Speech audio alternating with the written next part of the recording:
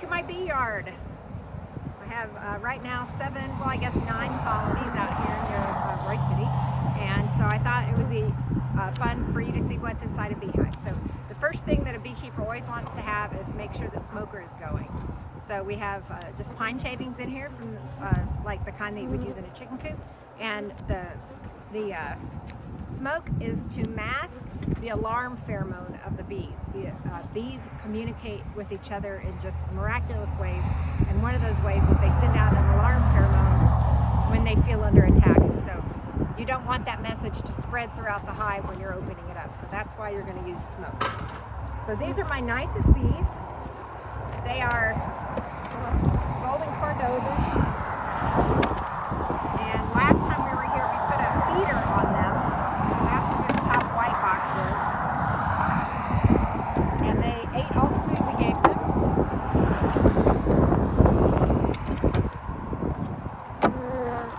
Full box of bees. So again, we're going to give them some smoke to try and get them out of the way so that, you know, they calm down, although they're all pretty calm already. And just to get them out of the way so we're not smashing them. And so basically what we're going to do is we're going to go through each frame and see what we see. What we're checking for is to see, do we have a laying queen? So there's one queen in the hive, and she's the one that makes all the babies, and you have to have a queen or your colony is not going to survive. So we want to make sure that we have a laying queen. Sorry. That we have resources, like you can see, do you see how all that is shimmery? That's nectar that the bees have either brought down from the feeder or that they've collected out in the world. And the next step for that is that they will cap it, and then it will be honey. So they certainly have some nectar there. Well, let's see, I'm gonna put it right here. All right. See what else we're going to find here. So a lot of people find it pretty intimidating the first time they get into a box of bees because bees are flying all over your head. Okay, so here the comb is kind of dark, so I don't know if you can see the eggs, but you can see the larva. Do you see those little worm kind of things down in those cells? First of all, those cells are wax and the bees made those, and now the queen has laid little eggs in there, and those are going to become bees. Yep, there's baby bees on that one too. So that's a good signal that we've got a laying queen. So you want to make sure you have a laying queen, so you're looking for baby bees. You want to make sure they have resources, that is nectar and pollen. And you want to make sure the queen has room to lay.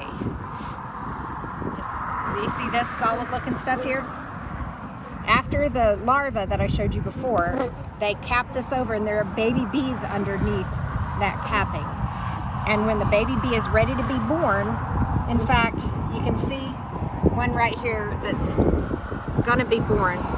She's gonna work her way out of there. Okay, I'm getting it, sorry. And that's where, that's how baby bees are born.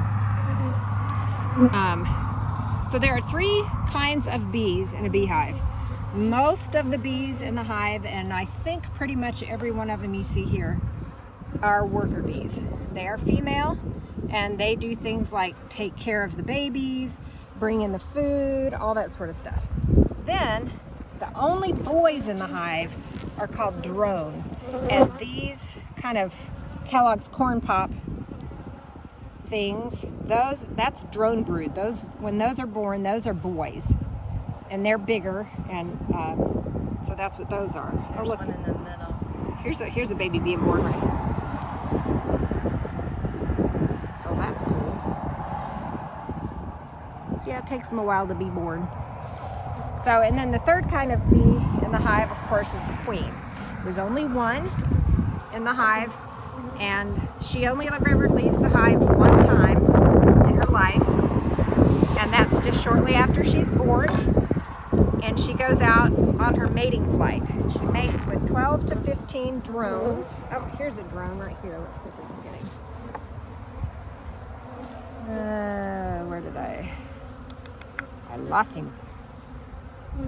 Anyway, she leaves the hive one time in her life. She goes out and she mates with 12 to 15 drones. And mating with queens is the only reason drones exist. There's a drone right there. See how his body's bigger? He's big and fat. As opposed to these workers. So the only reason that the drones exist is to mate with queens. And so they choose, the hive chooses how many drones to produce. They produce far fewer drones than workers, of course, because other than mating, the drones don't fulfill any purpose in the survival of the hive. So incidentally, as winter gets closer and the resources start getting scarce, they kill the drones and push them out of the hive, and then as they overwinter, there aren't any drones in the hive. And so in the spring, we look for presence of drones in the colony as a signal that a queen would have a successful mating flight if she left the hive. So these are pretty calm bees. Some of the others we've been through in the yard this morning have not been fairly calm. So that's where you have to trust your equipment.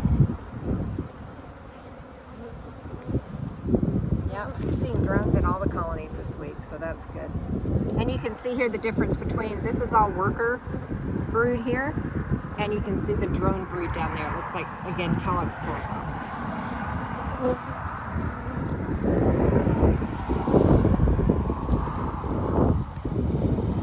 Then as the season progresses, as they fill up the 2 top boxes, then at a certain point in the next few weeks, we'll put a queen excluder, which is a metal grate kind of thing, on the top, and we'll put what's called a honey super on the top. That's a smaller box that is intended only for them to store honey. Once they fill up these 2 boxes, they're looking for more room, and so they go up into that honey super and they store the honey.